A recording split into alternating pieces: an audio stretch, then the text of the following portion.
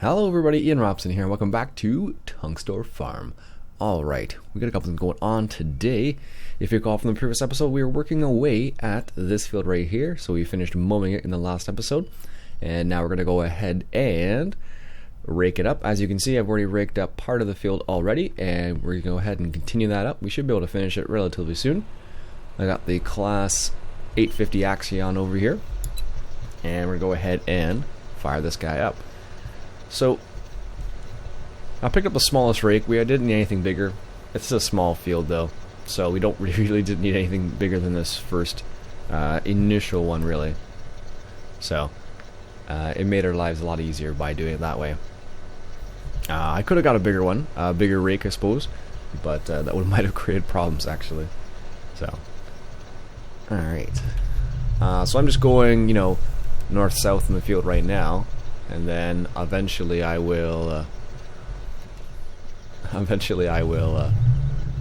set it up so I do a couple headlands at the end.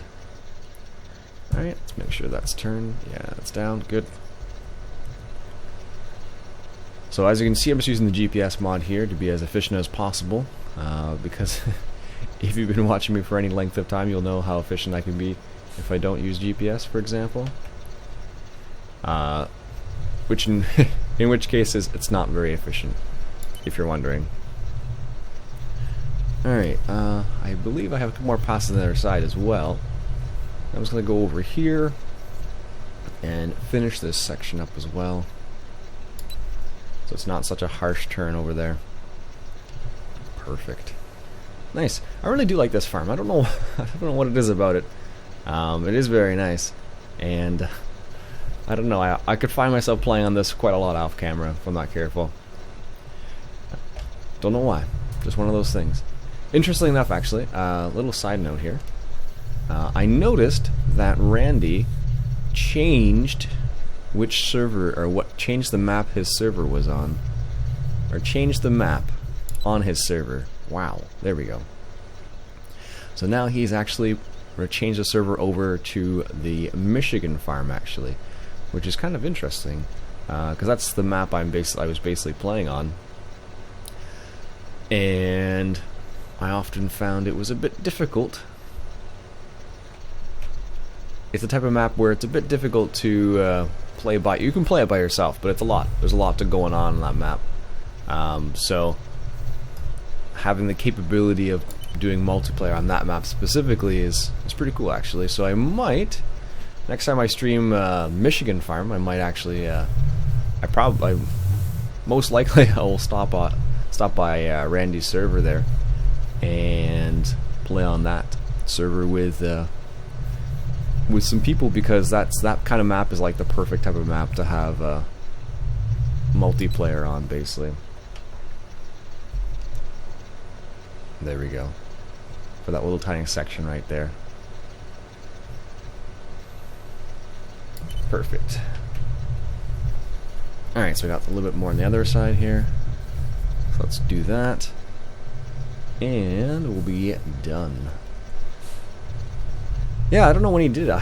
I can't keep track of I have a hard time keeping track of everybody's videos, so I have no idea when he actually changed it. I suppose it wasn't too long ago, because it seems like it's relatively new, as far as I know at least. If you play on Randy's server, you could probably let me know better than I would, actually. I think it's only been, in the last few weeks. I think when I looked, he was on like episode 4, so I suppose it's relatively new in this context, because he's only on episode 4, so he hasn't played that much on it yet. So there we go. So I thought that was kind of cool. I kind of figured it was going to happen at one point. I forget where Randy's from. I want to say it's Michigan, or maybe it's Ohio. I can't remember.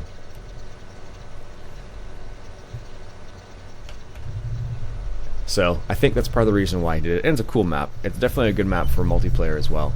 So I'm really not surprised. Randy and I tend to play on very similar maps a lot of the time. Just because we're both, well, he's American, I'm Canadian, but we tend to play on similar maps and play similarly.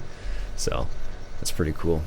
So what I'll have to do is I'll have to get all the mods for Randy's server again, I don't know what mods he has in there this time around, but I know his style to a certain degree, so I can only guess that they will be similar mods that I would have.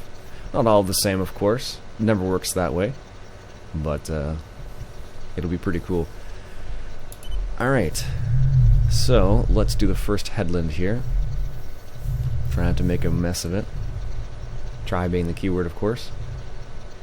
Make the first one look all pretty here. I'm gonna turn GPS off.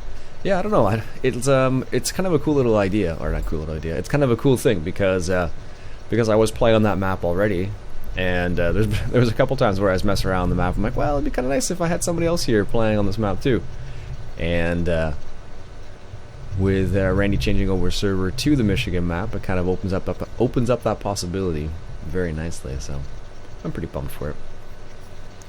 Alright, so remember, we are doing this for the cows because we have the mixed feeder on this particular map, and we are trying to be in the keyword of, as always, get ready for cows. So we have silage already, we have straw, and now we have grass, and we were missing grass, but we had everything else basically, so that's the reason why we're here getting this. This is like one of the last things we need to get for our cows, and then we can actually get cows, which will be good because that'll make us a little bit of money every single day, and our TMR mixer or mixed feeder will get our cows to be as efficient as possible, so it will automatically feed them whenever they need to be fed basically, which is pretty cool. Pretty pumped about that. I think that's one of the coolest mods. I have to admit it. When I first saw it, like, I remember when I first saw it, I was like, that is so cool. And the guy who actually made the mod, he actually emailed me after the fact and was like, hey, well, he didn't really say Ian, he just kind of said, hey, I'm the creator of the mod, and he gave me some information about it. So I read the information and responded back to him. I think his first language is German, I want to say it was. So I don't remember offhand, but I knew it wasn't English just based on, I think because he said it his first language wasn't English, and also because the way he was talking as well. So that's what happens when you teach English. You tend to pick up on these things really quickly. Actually, one of the funnier things is when you realize someone's first language is English and they don't speak very well, that's when you're kind of like, because you know they should know better, but it's not always the case. Actually, one of my favorite things, not favorite, but funniest things that I often see is people getting quoted incorrectly. Like, what they said in the quote is incorrect, like grammatically speaking. That makes me chuckle a little bit. Alright, there we go. Turn that off, fold that up. There we go, perfect. Let's just drive the last little way here. That was not too bad. Pretty darn good job, if I do say so myself. So let's just exit here. Make sure we line up a bit better here. There we go. And we'll just drive across here into their field, and we'll drop off our rake right here, and we'll pick up our loading wagon. There we go. Perfect. So now, once we get a full load of grass, we can put it in our mix feeder, and our mix feeder will be ready to work. I don't think, let's just check, I don't think this map has the water mod for the regular cows. Oh, there it is. So they need straw still. Oh, it does have water. It's right there. I'm hovering over it. Okay. So they need water too. That's fine. So at some point we will need to pick up a water tank of some sorts. It's funny. Often I always go into like, I have this dilemma when I'm raising cows. It's like, well, do you bale or do you use a forage wagon? Now, as far as I know, forage wagons are much more common in Europe than in Canada. I don't think I've ever seen a forage wagon like this with an automatic pickup. I've seen forage wagons in the sense that, like for a pull behind forager, I've seen those. And those are relatively common depending on the size of your farm. Like, as the farm gets bigger, it's more likely they'll have a self-propelled forage harvester, but you usually have to have a pretty big farm for that. Most people have a pull behind for corn silage. I think it just depends where you live and the size of the farms around your area. Like in my hometown, there's only I think there's only maybe one farm that's really big, and they're big because they rent out a lot of land, and they own, like, I think it's 2 farms now, 2 or 3 farms. There's a couple big contractors, couple big farmers in the area, but not everybody is huge. Oh, I thought we were gonna get a lot more grass from this. I'm kind of surprised, actually. I wonder why we're getting so little. It's a small field, I suppose. But still, I would have thought, honestly, that we would get a lot more than this. Now it's grass. We don't have the soil mod. So normally when you have the soil mod, you can fertilize and all that jazz, and that'll increase the level of grass that you get. Now, I didn't progress time at all, because I believe if you progress time, depending on the mods you have, the amount of grass could actually decrease, because if you leave it there for, I think it's like 2 or 3 days, it'll actually just disappear eventually. And obviously I'm not sure if that's the case here or not, so that's one of the things I'm just not sure about. So what we're going to do is going to just pick up this windrow for a second, then we're going to go back down the other one, and this one right here.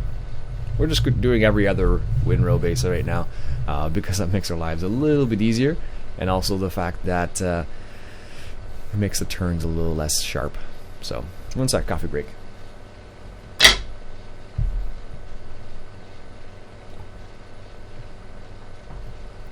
There we go.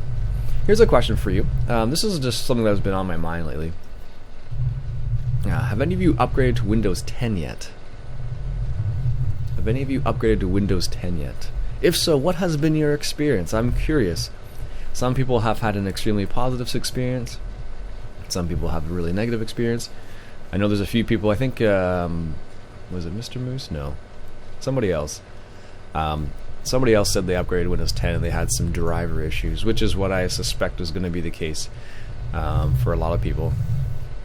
If they use like special like peripherals, like for example, the G27, because it's so widely used, I imagine it's fine with Windows 10. But sometimes if you use like older pieces of equipment or older software for some specific reason, you might run into problems. Oh, I skipped too many there. Like, let's say, for example, you, I don't know, you're an accountant and you use some special finance software. You might have, like, one particular software you use that's really awesome, so, and it hasn't been upgraded because it's, you know, not being upgraded at all anymore, sort of thing. So, stuff like that. Although I believe with Windows 8 or Windows 7, you can still launch an application as if it were in a previous version of Windows, if memory serves. So it's really not a big problem. I think it's still possible. It used to be, at least.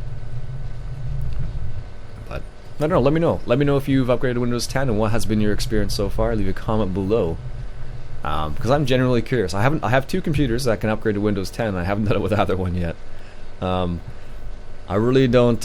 I didn't like how pushy Windows or Microsoft was with Windows 10. Like, oh, upgrade now, upgrade now. And like, the notification really annoyed me a lot.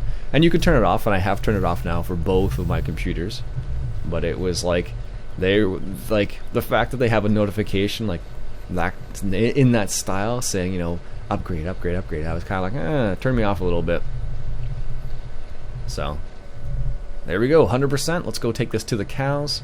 Wow, that was actually almost the whole field. That was pretty surprising, actually. Alright. Where on earth are the cows?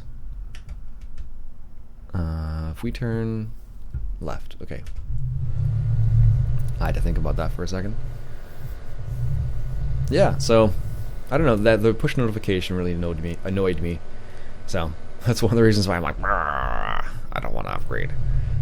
But what can you do? In the end, you won't have a choice. If you're gonna do any kind of gaming, of course, if you game at all, Windows is your only choice. Unfortunately, I have been poking around on Linux a little bit, seeing if that's a possibility. Maybe dual boot or something like that. But unfortunately, in terms of gaming, although I've been following a bit closer now to see what are the possibilities and whether or not it's feasible or not. Interestingly enough, actually, Euro Truck Simulator 2 does function on Linux, strangely enough. And it functions on Linux, and so does the G27, actually. People have gotten the G27 working. Now, the difference is the way you have to get it working is a bit different than it is on Windows, but people have got it working, so I think that's kind of interesting. Although, as far as I know, FarmSim doesn't work. Like, considering FarmSim took how long to support Mac, which is a pretty prominent operating system, I don't think they'll ever support Linux. So you'd have to run it in a different scenario. You'd probably have to use a program called Wine, which is not an emulator. There we go. So we got grass in there now. Technically, I believe with a mix feeder, you don't actually need to fill it with anything. You can actually they'll purchase it for you, which is kind of neat too. Silage. This one, silage. GEA. GEA is, I believe, a Canadian company. Or maybe, well, I think it's Canadian, actually. As far as I know. But yeah, it's a Canadian company. Ull. Do I still have it in here? Let me just show you. Slurry. This company right here, this was GEA right there. Ull is a Canadian company as well, but it's under this GEA. And they're dairy based. That's just why they have this machine right here. Let's check where. No, I want to go back to the main farm, and none of these are at the main farm apparently. Alright, whatever. So because we have our silage at our main farm is what I was looking for. Okay, let's go check our fermentation on our silage, and that'll be our last order of business, I think. That's in the general direction of the grass field anyways as well, so shouldn't be too bad. But it's funny, I was reading the Michigan map, actually. Is it Michigan? Yeah, Michigan recently got updated. The Michigan map, cash crops I think it's called, is the official name. Recently got upgraded, and I think Stevie actually added more trees to the map, or more trees to the areas, and I was like, what? More trees? I'm like, this map runs pretty rotten. Not this, or it doesn't run rotten, but it runs pretty rough, I should say, on a lot of computers anyways. I don't know how people, I don't know if people are complaining about that on Randy's server or not. I'd be curious, actually. I should go back and watch some of his videos to see what people are saying, because I have a sneaky suspicion some people are like, I can't run this map at all, because it's a pretty beefy map, and you need a pretty beefy computer to run it. So c'est la vie. Okay, actually I was reading an interesting article the other day, totally on the topic of graphics and whatnot, and apparently what's happening, or what's going to happen next year, I think it was on Rock Paper Shot, which is a Rock Paper Shotgun, sorry, which is a gaming website based out of the UK, I believe. And what they were saying was, due to technology upgrades, graphics cards are basically going to, like, they're going next year, they're going to like double in the power, which I think is awesome. 64% fermentation. Okay, let's do a quick little, guess we want to go the other way, this way right here. Quick little check. So technically these fields are 6 and 7. Which is 6 and 7? 6 and 7 are what? 6 is sugar beets or barley. Not sure. And then we also have 19, which is corn. We can't really do anything about that. growth. 15, 14, that's grass. 19, corn. And these two. Yeah. So the only one we can really do anything about is 6, maybe. We don't own it technically, so we may have to leave that alone. So what we can do is let's just increase the fermentation, or increase the speed here to make sure this is fully fermented. Oh, shoot. Why do I always do that? Let's return this first. Every time. The number of times I've done that, it's just ridiculous. I don't think we've rented anything else. No. Alright, we could accelerate time again. Yeah, the number of times I've done that by accident and be like, oh, darn it. Okay, this is fully fermented now. So what we'll do next episode is we'll get some silage into the mixed feeder as well, and then we'll get some cows, I believe, because we have some wheat that we can sell, which is good. So by selling some wheat, we will make some money, and then by making some money, we can get some cows. Sounds fair, right? All right, folks, that'll be it for me for today. That'll be another episode of Tunxdorf Farm on Farming Simulator 2015. If you enjoyed yourself, why don't you go ahead and hit that subscribe button. I'll catch you guys later.